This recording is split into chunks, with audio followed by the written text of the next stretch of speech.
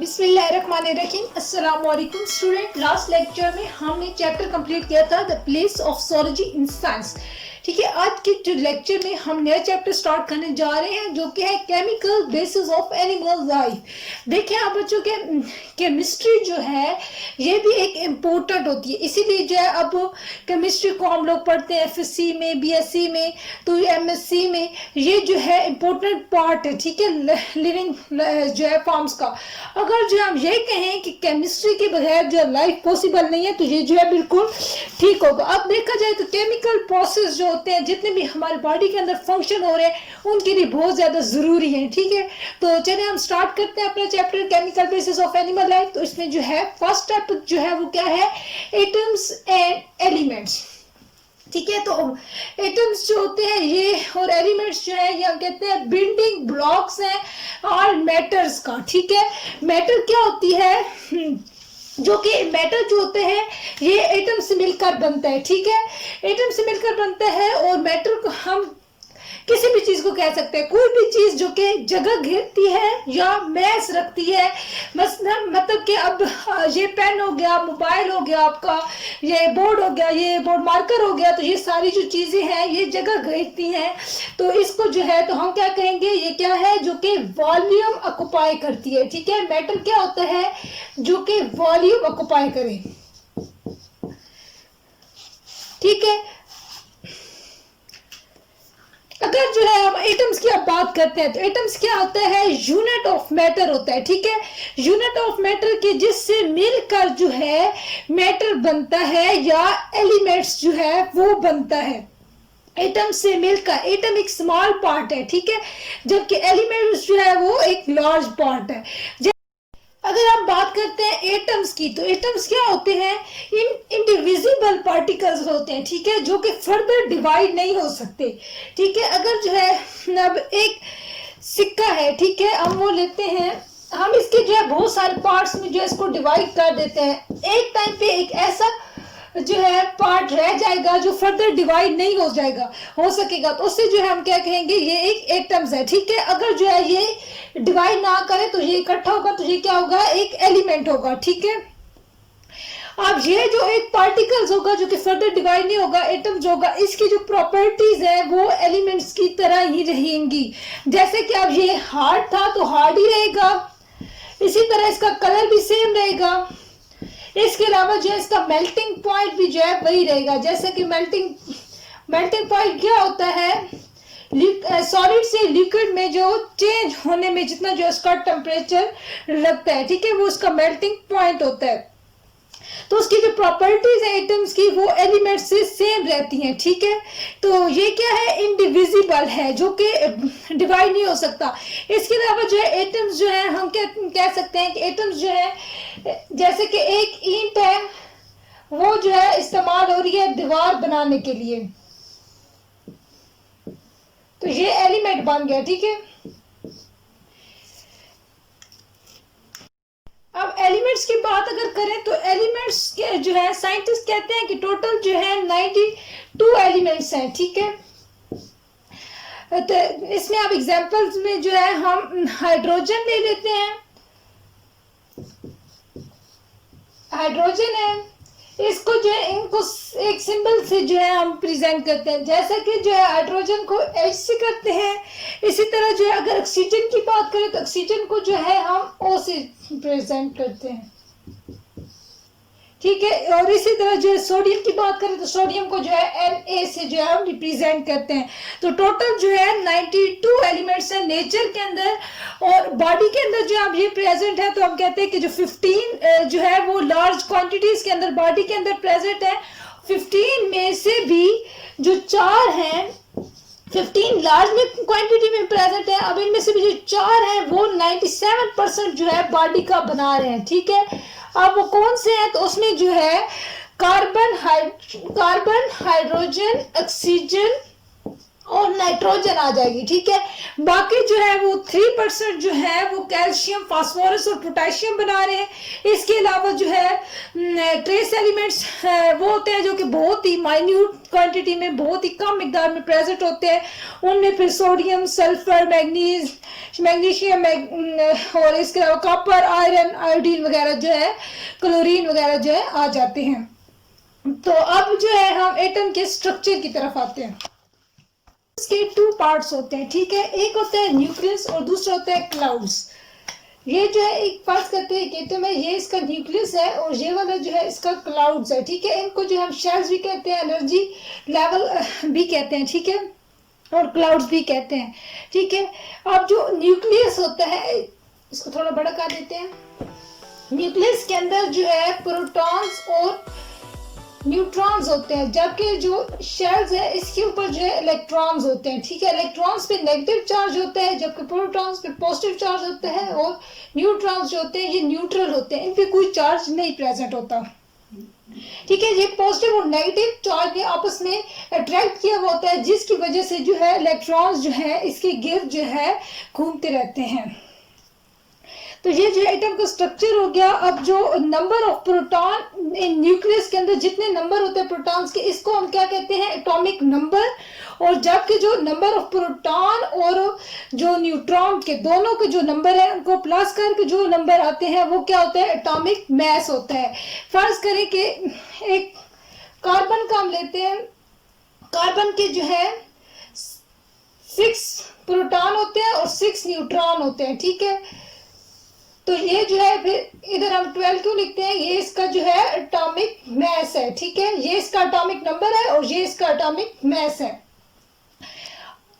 अब जो है इस कार्बन के जो है अब आगे से आइसोटोप्स होते हैं, मुख्तलिफ जो है इसके आगे से फॉर्म्स होती हैं। जैसे कि जो है ये एक कार्बन एक एलिमेंट है, इसके जो है आगे से एटम्स हैं। तो कार्बन की जो है 3 वैरायटीज हैं, 3 आइसोटोप्स हैं।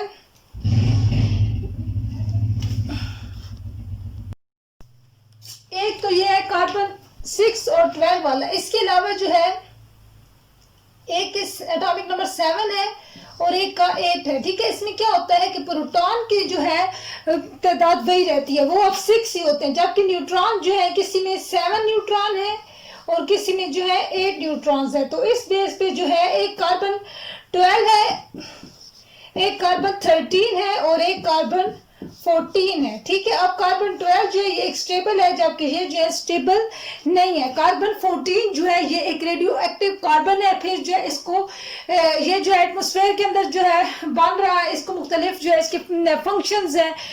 इसको जो है dating carbon radio carbon dating को यूज करके जो है हम एजेस का मालूम कर सकते हैं, रॉक्स की एजेस का पता किया जा सकता है। इसके अलावा जो है अर्थ की लाइफ का जो कार्बन 14 को जो है यूज करके हम पता कर सकते हैं, वो जो है एक मुख्तलिफ साइंस है, ठीक है। तो ये जो है एलिमेंट्स, अब क्या है कि ये आपको एलिमेंट की एग्जांपल समझ आ गई। एलिमेंट्स के अंदर जो है जो उसके 3 आइसोटोप्स हैं, वैरायटीज हैं, ठीक है, उसको जो है हम फिर एटम्स कह रहे हैं, ठीक है। तो ये क्या वो स्ट्रक्चर ऑफ एटम्स के अंदर जो है 2 पार्ट्स होते हैं, एक न्यूक्लियस है, एक क्लाउड्स है, ठीक है। उसके न्यूक्लियस के अंदर प्रोटॉन और न्यूट्रॉन, जबकि जो उसके जो शेल है उसके ऊपर जो है बाहर की तरफ जो है वहां पे जो है इलेक्ट्रॉन प्रेजेंट होते हैं। अब क्या है कि सम आइसोटोप्स जो होते हैं वो स्टेबल होते हैं, ठीक है, तो वो जो है फर्दर उनका जो है ब्रेक डाउन नहीं हो सकता, जबकि कुछ जो होते हैं वो स्टेबल नहीं होते हैं, अनस्टेबल होते हैं। तो वो फिर जो है दूसरों के साथ जो है ज्वाइनिंग करते हैं, ठीक है। जब सेम नंबर ऑफ प्रोटॉन होगा और डिफरेंट नंबर ऑफ न्यूट्रॉन होगा तो फिर जो उसका एटॉमिक मास है वो भी डिफर कर जाएगा, ठीक है। अब जो है एटॉमिक मास क्या होता है, प्रोटॉन प्लस न्यूट्रॉन। अब जो है 7 प्रोटॉन सॉरी जहां पे एटॉमिक नंबर तो सेम रहेगा ना, तो यहाँ पे जो है 13 आ जाएगा और यहाँ पे जो है 14 आ जाएगा, ठीक है। तो एटॉमिक मास जब डिफर करेगा तो फिर जो है वो अपने आप को ब्रेक डाउन का हो सकता है। इसमें जो आ जाते हैं, ऑक्सीजन आ जाती है, आयरन आ जाती है, कोबाल्ट आ जाता है, ये क्या, इन्हें क्या कहते हैं, रेडियो एक्टिव आइसोटोप्स कहते हैं, ठीक है।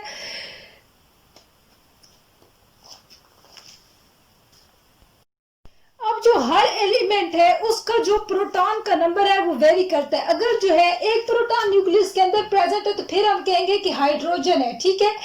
अगर जो है एक से ज्यादा प्रेजेंट है, जैसे कि 6 प्रोटॉन प्रेजेंट है, तो फिर हम कहेंगे कार्बन है, ठीक है। इसके अलावा 8 प्रोटॉन प्रेजेंट होंगे तो फिर हम कहेंगे ऑक्सीजन प्रेजेंट है।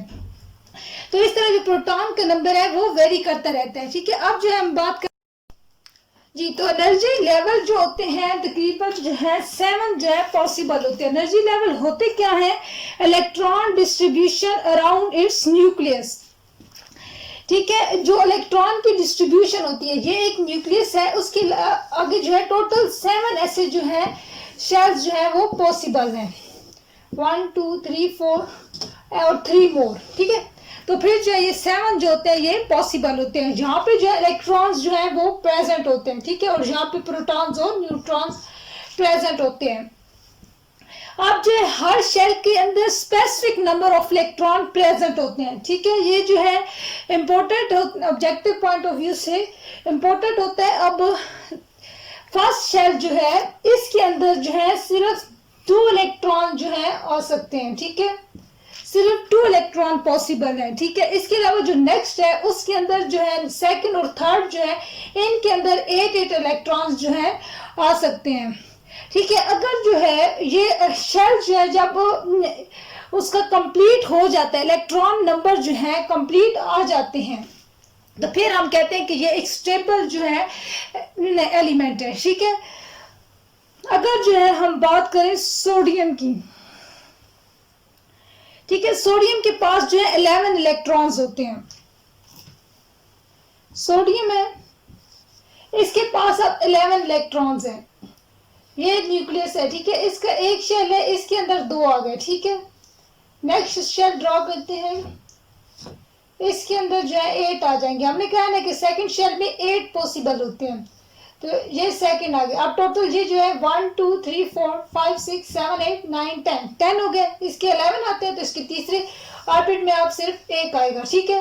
तो अब इसने अपने आप को स्टेबल करने के लिए जो है इस या तो ये इसे अब शेयर उस सूरत में करेंगे जब इनके जो है इक्वल होंगे, दूसरे के एलिमेंट के भी और इसके भी, लेकिन अब ये इसको लॉस कर देगी ताकि जो है ये स्टेबल फॉर्म में रह सके, ठीक है। जब ये लॉस हो जाएगा तो फिर ये शेल जो है हट जाएगा और फिर जो है इसके ये स्टेबल फॉर्म आ जाएगी, ठीक है। तो ये जो है इलेक्ट्रॉन अपना लास्ट वाला जो है लॉस कर देगी, ठीक है, क्योंकि इनकम्प्लीट अगर हो तो फिर जो है ये अनस्टेबल होते हैं, ठीक है। तो फिर अपने आप को स्टेबल करने के लिए या तो गेन करना होता है या लॉस करना होता है। अब गेन करना तो मुश्किल है क्योंकि जो है इसके पास इसके आउटर शेल में सिर्फ 1 प्रेजेंट है, तो इसको जो है 7 और चाहिए, ठीक है। तो इसलिए जो है ये क्या करेगी, ये वाला भी अपना दे देगी, तो इसका जो है इलेक्ट्रॉन जो है लॉस हो जाएगा, ठीक है। अब इसका जो एटॉमिक मास होता है वो 23 होता है। एटॉमिक मास क्या था? नंबर ऑफ प्रोटॉन और न्यूट्रॉन 23 होता है, मतलब कि अब इसके जो है न्यूट्रॉन्स जो है वो 12 है और प्रोटॉन्स जो है वो 11 है। प्रोटॉन का नंबर और इलेक्ट्रॉन का नंबर जो होता है वो हमेशा सेम होता है, ठीक है, जबकि न्यूट्रॉन्स का नंबर जो है चेंज होता रहता है और जब नंबर चेंज हो तो वो मुख्तलिफ जो है आइसोटोप्स बन जाते हैं। इसी तरह जो है अगर एटम्स जो है आपस में मिलते हैं, ठीक है, मुख्तलिफ एलिमेंट्स के जब एटम्स आपस में मिलते हैं तो वो जो है कंपाउंड्स और मॉलिक्यूल बना देते हैं, ठीक है। जैसे कि अगर वाटर की बात करें तो वाटर के अंदर जो है हाइड्रोजन प्रेजेंट होती है, उसके अलावा जो है ऑक्सीजन प्रेजेंट होती है, ठीक है। अब इसके अंदर जो है हाइड्रोजन के अंदर 1 प्रोटॉन होता है, तो यहाँ पे क्या है कि 2 मॉलिक्यूल जो है 2 हाइड्रोजन है और 1 जो है ऑक्सीजन का प्रेजेंट है, ठीक है। तो फिर जो है हम 2 वाटर जो है इनसे मिलकर बन जाता है। ठीक है, ये एक कंपाउंड है, ठीक है, जो कि जो है प्योर कंपोनेंट्स के अंदर जो है अब सेपरेट नहीं हो सकता। तो कंपाउंड्स की अगर डेफिनेशन हो तो कंपाउंड्स क्या होते हैं, एटम्स ऑफ 2 और मोर एलिमेंट जो कि यूनाइटेड होते हैं केमिकली फिक्स प्रोपोर्शंस के अंदर, ठीक है, उनको जो है प्योर कंपोनेंट्स के अंदर हम सेपरेट नहीं कर सकते, ठीक है। एटम्स जो होते हैं अब मॉलिक्यूल बनाने के लिए उनके अंदर जो है मुख्तलिफ बॉन्डिंग प्रेजेंट्स होती हैं, ठीक है, मुख्तलिफ एटम्स मिलकर जो है मॉलिक्यूल्स बनाते हैं। तो 3 टाइप्स होती हैं बॉन्ड्स की जो कि प्रेजेंट होती हैं। कुछ के अंदर जो होते हैं कोवेलेंट बॉन्ड प्रेजेंट होते हैं, ठीक है, इसके अलावा हाइड्रोजन बॉन्ड प्रेजेंट होते हैं और आयनिक बॉन्ड प्रेजेंट होते हैं, ठीक है। इंशाल्लाह नेक्स्ट लेक्चर में हम जो है इनको डिटेल में डिस्कस करेंगे, इसके साथ जो एसिड बेस वगैरह को जो है डिस्कस करेंगे, एसिड बेस क्या होते हैं। उम्मीद करती हूँ आज का लेक्चर आपको समझ आया होगा। अगर जो है कुछ आपको ना समझ आया तो आप कमेंट में पूछ सकते हैं, मैं पूरी कोशिश करूंगी कि आपको जो है समझा सकूँ, ठीक है। अगर जो है आपको लेक्चर पसंद आया हो तो प्लीज़ लाइक कर दें। थैंक यू, अल्लाह हाफिज़।